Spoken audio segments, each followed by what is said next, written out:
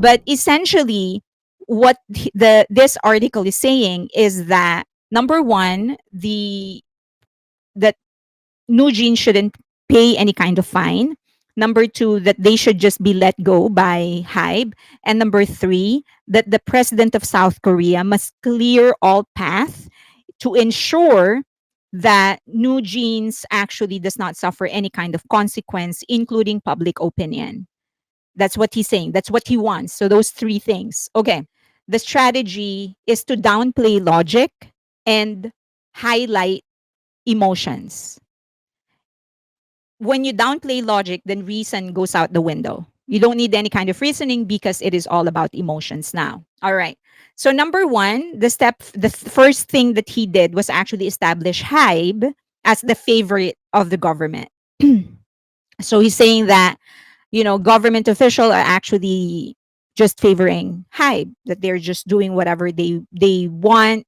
They're making sure that HYBE is able to gain favor, that the court favors HYBE, stuff like that.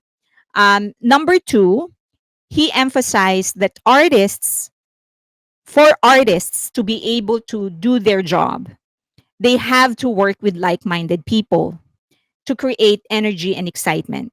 So, in other words, he's saying that new genes, for them to become best versions of themselves, must work with the people they want to work with. In other words, they must work with Minhee Jin. Otherwise, they will not be able to maximize their talent and they won't be able to work.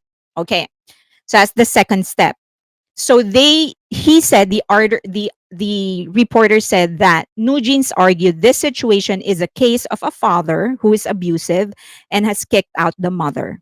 So he's establishing Bang Shiyuk, HYBE, and Adore as the father, specifically Bang Shiyuk. He actually never mentioned Adore. It was all about Bang Shiyuk and barely mentioned HYBE. He would always mention Bang Shiyuk. And he said that Bang Shiyuk is an abusive father.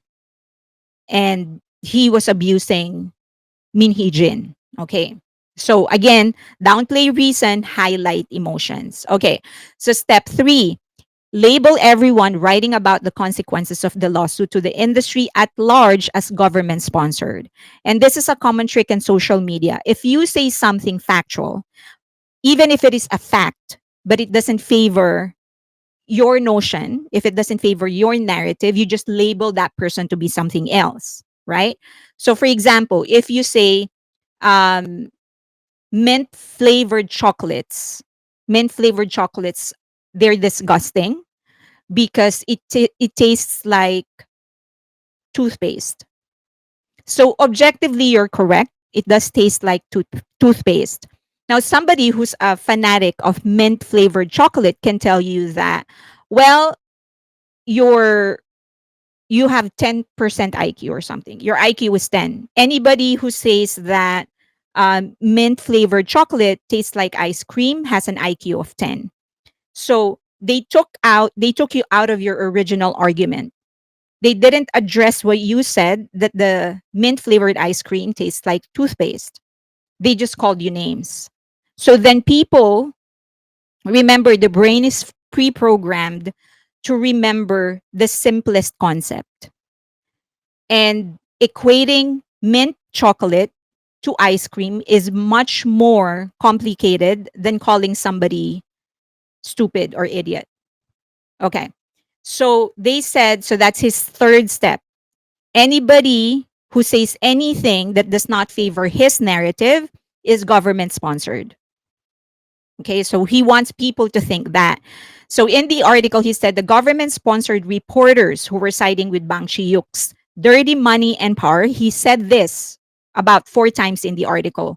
Bang Chiyuk's dirty money and power amassed through fraud and stock manipulation, published articles criticizing New Jeans for their excessive language, demonstrating the ignorance and shallowness of Korean media. Again, the name calling. He said that the crux of the problem is that emotionally charged girls in their late teens perceive Bang Shiyuk as a father who violently drove out their mother. So he's saying that if that is how the 5 girls feel, then the government and the court should actually see it the same way. Okay. As long as they feel this way, ruling out or writing articles about him, telling them to simply him is New Jeans. Writing articles telling them to simply dance and sing under Bang Shiyuk is itself another form of violence. Okay, so now again the name calling. If you think that New Jeans, number one, instead of saying fulfill your contract under or do your activities under a door, because that's what the court said, if you're going to work, you need to do it through a door. He's not calling it that way. He keeps on saying they're making New Jeans sing and dance just like what Bang Shiyuk wants them to do. So it's painting you a picture of a puppet and a puppeteer instead of an actual, instead of the fact that the court just said, well, you're gonna have it, you're gonna have to wait for the decision of the bigger case. In the moment, we will uphold the contract. So if you're going to work, you're gonna have to work under through a door. So again, nothing on the logical part. It's all about feelings, feelings, feelings. So we call this the straw man fallacy. I'm sure many of you know this. We call this the straw man fallacy. When you distort the opposition's uh, argument into something different, either you exaggerate it or you downplay it, and then you argue from that perspective. So the court said, the fact is that the court said you need to uphold your contract or you need to work through a door while we wait for the result of the bigger case. That's what the court said. But he's comparing this into a puppet and a puppeteer. No, you sing and dance just like what your father wants you to do. Okay, that you call that a straw man fallacy, and it is very common. A lot of people do this, and a lot of people actually get caught up in this. Okay, number one, this is categorically false. This next statement that he said that in the article, he said in the United States and Japan, in more civilized countries is the term, like United States and Japan, the activities of musicians and creators are naturally guaranteed, and contractual issues are resolved later through compensation or distribution. Therefore, there are no cases where activities are fundamentally banned due to contractual issues. Absolutely not true. Just last week, Halsey gave an interview to Zane Lowe, and she very, very clearly stated, if you haven't watched the interview, please do so. It's great. She said, I can't make a record because my label won't let me. He's making it appear as if he knows what's happening in other countries. Clearly, he doesn't. This already came from one of the biggest stars in US, Halsey, and he's saying that the label won't let her just because the album that the great impersonator didn't do as well. Okay, so strawman is that this is another strawman argument. So he said that no matter how long a girl group like New Jeans continues to be active, it will end in their mid 20s. Yet South Korean courts and media siding with Bang Shiyuk's dirty money, again, that word. So he said this word 2 to 3, maybe 5 times in the entire article. Bang Shiyuk's dirty money and power continue to issue rulings and articles urging them to just dance and sing as your father tells you to. He said this several times. If New Jeans' activities are blocked while their case continues all the way to the Supreme Court, if they win the final ruling, their existence will fade away with the passage of time. Okay. So he's saying that even, for example, the court says, all right, well, we're going to have to upload the exclusive contract. They're going to appeal. It'll go to the Supreme Court, but that's going to take 5 years. By then, they are already way past their mid 20s. They're considered old in South Korea. They will not have a career. So this is an appeal to the extreme because it's comparing their case to the case of Muhammad Ali, the great Muhammad Ali, who refused to be drafted in Vietnam War. So he was actually disqualified and banned from fighting. And they did eventually return. He eventually returned to the ring at the age of 29, but he was way past his prime already, he's saying. He was still a great fighter, by the way. That is not true. The fact that New Jeans refused to even accept mediation is a clear expression of their unwillingness to side with Bang Shiyuk's dirty money and power. That word again, okay? That adjective. He keeps, whenever he mentions Bang Shiyuk's name, he follows it up with dirty money and power. because it's trying to brainwash people into thinking the same way. They're saying that if the courts and the media force them to follow Bang Shiyuk's lead, they'll abandon music altogether. So he's saying that you have to cave to what they want, because if you don't set them free, then they're just not going to work. So you have to give them what they want. That's essentially what he's saying. Give in to their demand. If necessary, so this is the entire point of the article. He's saying that if necessary, President Hee Jae-myung, not Minister Choi Wee-yong, should step forward and immediately clear the way for New Jeans to continue its activities. He's saying that the court should not determine whether New Jeans can operate, but should only determine the amount of penalty New Jeans should have to pay to HYBE. Number one, the court is not saying that New Jeans cannot work. The court did not say that. The court is just saying that you're going to have to course it through a door until the big decision comes in. Okay, so whatever the bigger case, whatever happens to that, that's what's going to be upheld. But momentarily, you're going to have to do your activities via a door. So at no point did the court say you have to do everything via a door, but he's framing it that way. And then the other thing is that he's saying that the president should actually take over the case, and the court should only decide on how much penalty they're going to be upholding, they're going to be paying. But also he's saying that because Bang Shiyuk and his group, including HYBE, have done to New Jeans, they were intent on destroying the company from the start, so the penalty should be zero. And Bang Shiyuk and his group have constantly manipulated the stock prices to make money, so they have no intention of putting in the effort to develop a new idol group in the first place. So this is just a silly article. I think this was just created. I don't know if he's being paid by anybody, but it's obviously somebody who harbors so much hate towards Bang Sheok and HYBE.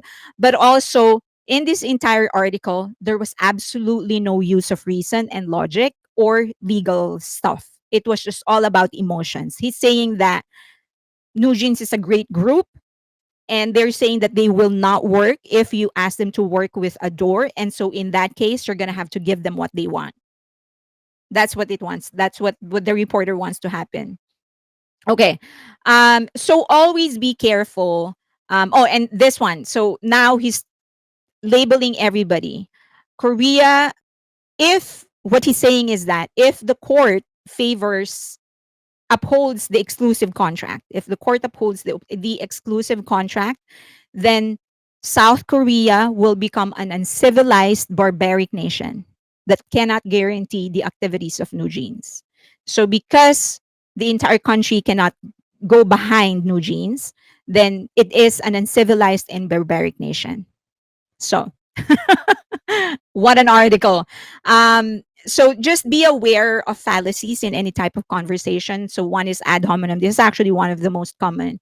When you're talking about something, if you say that chocolate mint flavored ice cream is bad, they are going to attack your character. They're going to say that, well, you like eating pizza from LA, so you have no taste. So we're not talking about pizza and my like for pizza in LA. I'm just talking about mint flavored ice cream or something like that.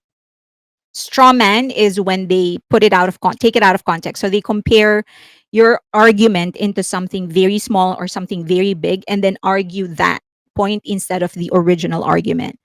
And then the slippery slope, where they exaggerate the consequences of the action. So in this case, what he's saying is that because if New Jeans does not get the decision that will favor them, then it's going to destroy their entire career. When in fact, that is not the truth. They can still work if they choose to work. They will get the compensation that they want to get.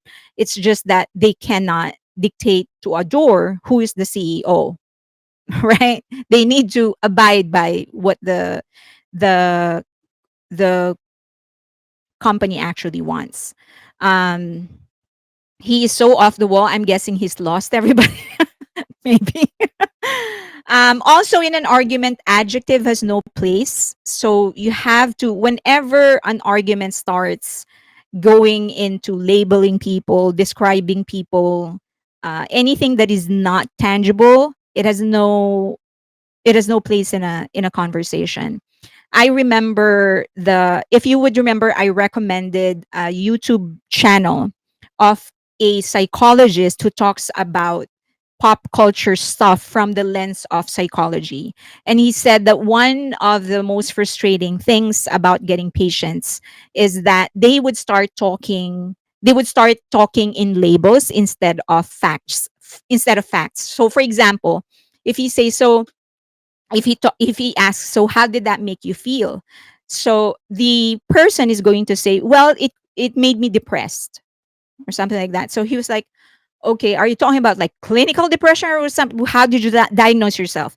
And so his job then is to actually ask for specifics, like, okay, when you say depressed, what did you mean? Did you palpitate, or what is it? Were you shaking? Were you perspiring, or did it just irritate you? And so the person could then say, well, it's irritating that I couldn't put my mind out of it. So he was like, okay, so just say that, don't diagnose yourself, that is my job. so so in an argument, don't bite. When people starts using terminologies that is not tangible, if they start talking about things that is not tangible, don't bite.